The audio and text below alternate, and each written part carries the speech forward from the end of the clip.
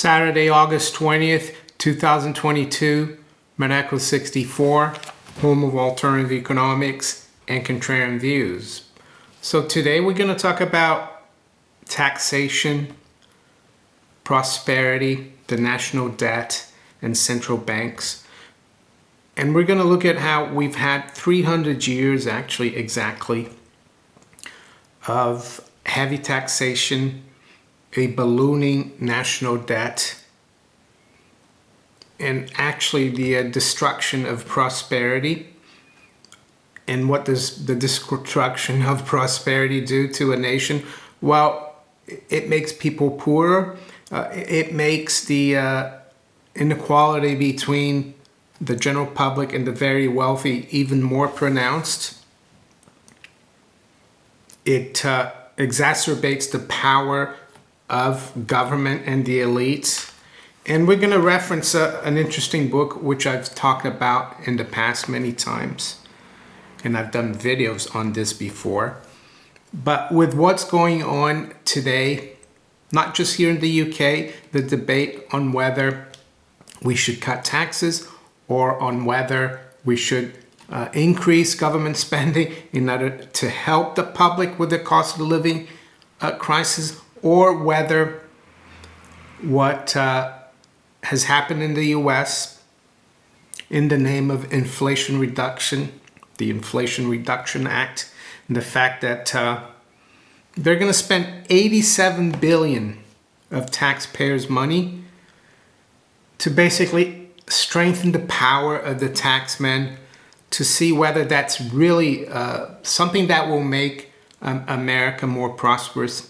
And of course, most of you who watch my channel probably already know the answer, but I said 300 years exactly because William Cobbett, who was born in 1763 and died in 1835, so here you go, there's the book by William Cobbett. He was actually a friend of Thomas Paine. He was from farming stock in Surrey in England.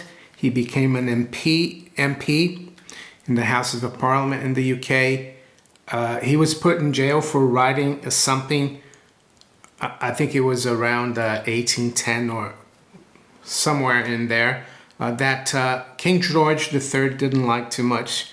So he was sued for libel and he was put in jail for a couple of years. And when he was in jail, he wrote these letters to his followers. And this is a collection of these letters in this book, and it's called Cobbett's Paper Against Gold, containing the history and mystery of the Bank of England, the funds, the debt, the sinking fund, the bank stoppage, the lowering and raising, of the value of paper money, and showing that taxation, pauperism, and poverty go hand in hand. It doesn't say here in the book, but that's what it means, really. So 1692 was the year when William III and the British Crown started borrowing. They borrowed £1 million. And then 2 years later, of course, the Bank of England was created in 1694 to help the government fund all this debt.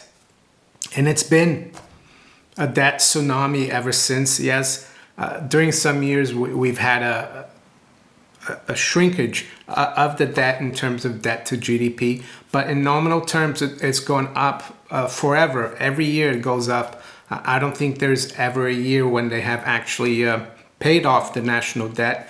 So we've gone from $1 million in 1692 to over 2 trillion pounds now. And the same thing is happening in all other nations of the world, the United States included. So just to give you an example here, how the national debt grew, let's say in the first 100 years of this new phenomenon of the national debt and the central bank. And a lot of these people who like to perpetuate this system, they say that we need a national debt to be prosperous. But what William Cobbett shows here is that without taxation, heavy taxation that is, it's impossible for government to keep the national debt going, because there's a huge interest bill on the national debt, and that has to be financed through taxation. So just to give you an example here, I'm going to go through the numbers. And this is what William Cobbett says. We shall see afterwards that we have to pay yearly in the shape of interest, which is the thing that touches us home. But let us first see what the principle is and how it has gone on increasing. Bearing in mind that, as was shown in the foregoing letter on page 17, the borrowing and of course the debt began in the year 1692 in the reign of William III, and that the loan made in that year amounted to £1 million. So he goes on through the numbers here. So when Queen Anne, who succeeded William, came to the throne, which was in the year 1701, the debt was 16,394,702. When George I came to the throne in 1714, it was 54,145,363. When George II came to the throne in 1727, it was 52,092,235. So actually, I was wrong. It actually went down a little bit there by a couple of million, a couple of million from George I to George II. But wait, when George III came to the throne in 1760, it was 146,682,844. And after the American War, or the Revolutionary War, the colonies fighting the British, in 1784, it was 257,213,043. And the latter end of the last war, that is to say, the first war against the French revolutionists, and which, for the sake of having a distinctive appellation, we call the anti-Jacobin War. At the end of that war in 1801, the debt was 579,931,447. At the present time, or rather in January last, 811,898,082. So yeah, these series of letters were written at around 1810, 1811, 1812. So you might be wondering where I am. Well, I'm in the living room of our house. My wife has gone out with friends. So Billy and I are here on our own. Billy's fast asleep in the study. And I decided to come here because it's a little cooler at the front of the house. So let's skip to the part about taxation. So this is what William Cobbett says. Nor ought we to look upon all taxes as so much of the fruit of our labor lost or taken away without cause. Taxes are necessary in every community, and the man, whether he be statesman, soldier, or sailor, who is in the service of the community, gives his services in return for that portion of the taxes which he receives.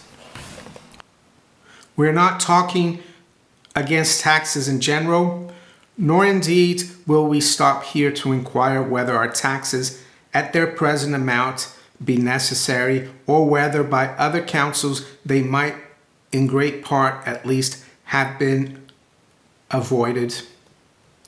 These are questions which for the present we will wholly pass over, our object being to come at a correct opinion with regard to the effect of heavy taxation upon people who have to support it, reserving for another opportunity our remarks and opinions as to the necessity of such taxation in our particular case. So as you can see, he's not against taxes, all taxes. He's against heavy taxation. By national prosperity, the writers above alluded to mean something very different indeed from that which you and I, who have no desire to live upon the taxes, should call national prosperity. So who are these writers? Well, these are the people who are apologists for the national debt. They're the establishment, the rentier class, if you want to call them, the people who own the national debt and live off the interest of the debt. And William Cobbett represents working people, the people who produce things. They look upon it, or at least they would have us look upon it, as being demonstrated in the increase of the number of chariots and of fine-dressed people in and about the parlours of the courts, whereas reflection will not fail to teach us that this is a demonstration of the increase of the taxes and nothing more. National prosperity shows itself in very different ways. In the plentiful meal, the comfortable dwelling, the decent furniture and dress, the healthy and happy countenances, and good morals of the laboring classes of the people. These are the ways in which national prosperity shows itself, and whatever is not attended with these signs is not national prosperity. Need I ask you then if heavy taxation be calculated to produce these effects? Have our laborers a plentiful meal of food fit for men? Do they taste meat once in a day? It's very applicable today, I would say, with the cost of living crisis. Are they decently clothed? Have they means of obtaining firing? Utility bills, gas and electricity? Are they and their children healthy and happy? I put these questions to you, gentlemen, who have the means of knowing the facts and who must, I am afraid, answer them all in the negative. But why need we here leave anything to conjecture when we have the undeniable proof before us? In the accounts laid before Parliament of the amounts of the poor rates at two different periods, and of course at two different stages in our taxation, namely in the year 1784 and in the year 1803. At the former period, the taxes of the year, as we have seen above, amounted to 13,300,921,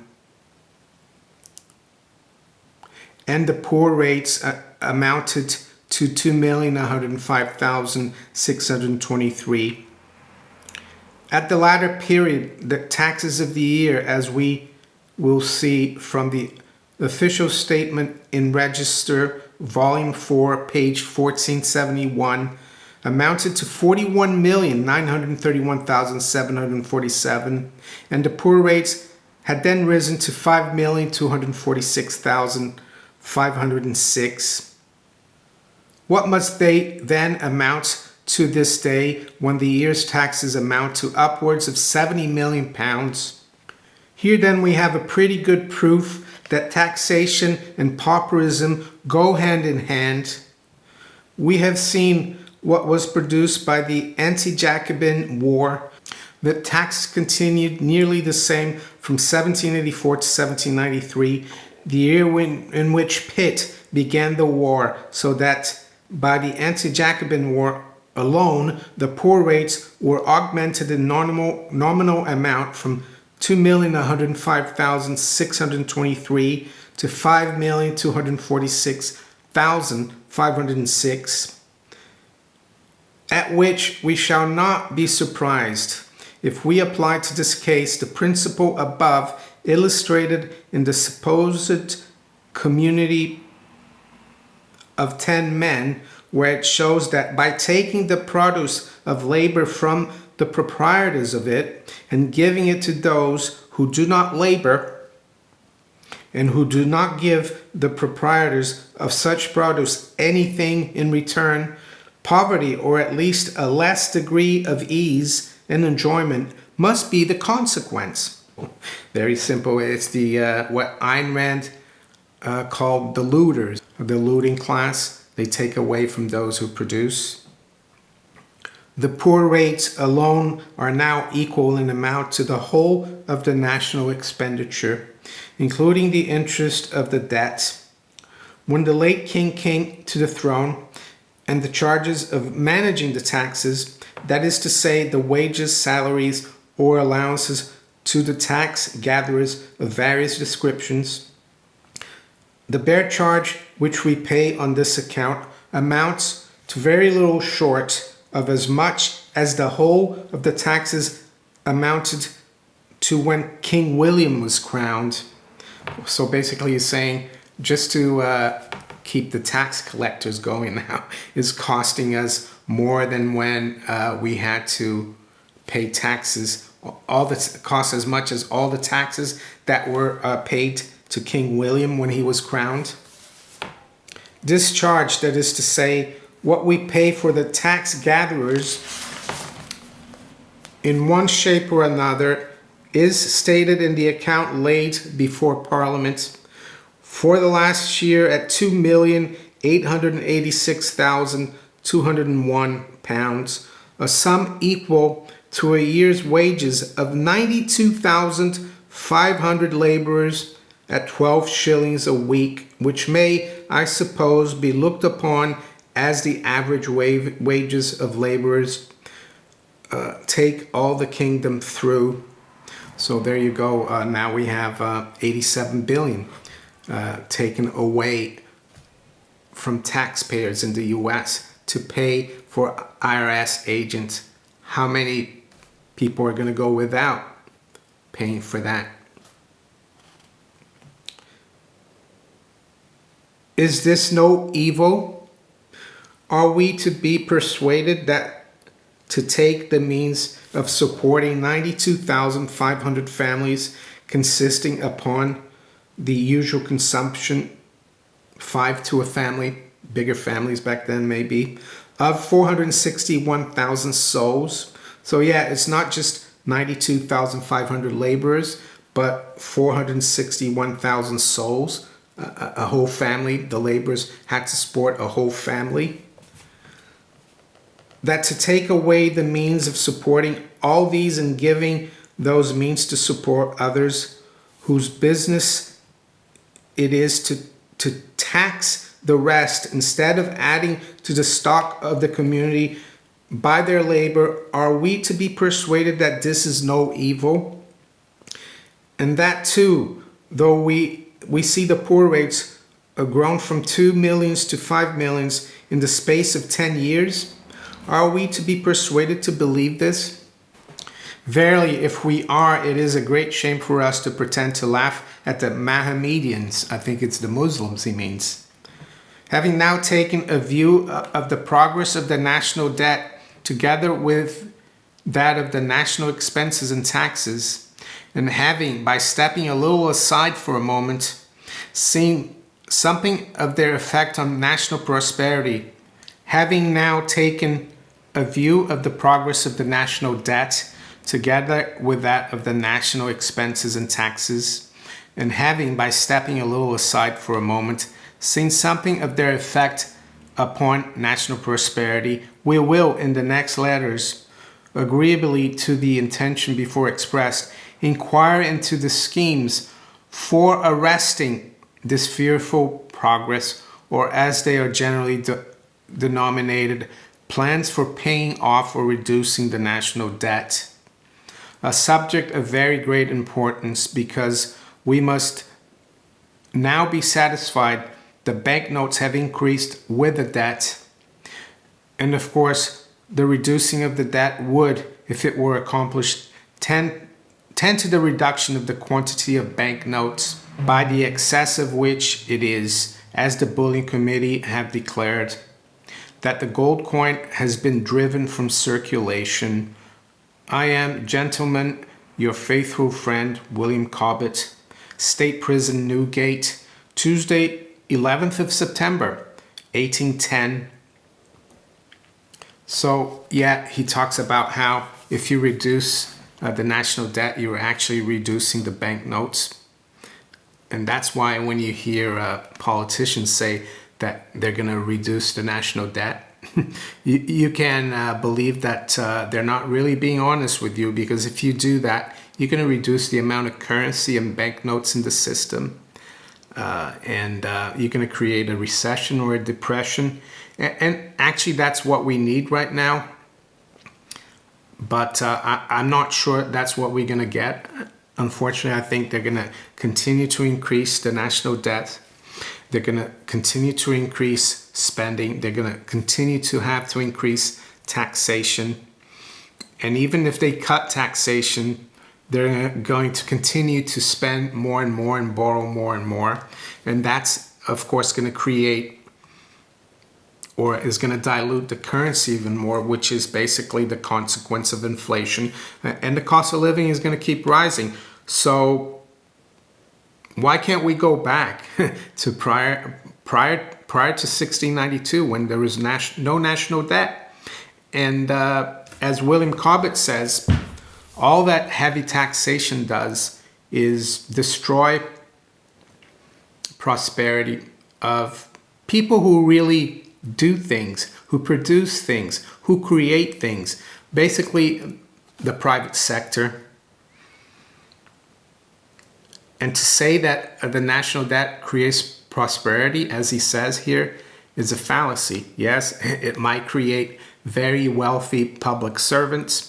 They might procure beautiful houses and everything else, but it's at the expense of everyone else. And that's why we're seeing wealth inequality grow so much. That's why members of parliament, members of Congress are all mostly millionaires or even billionaires. And yes, it hurts the laboring classes, or the working class as we call it today. So there you go.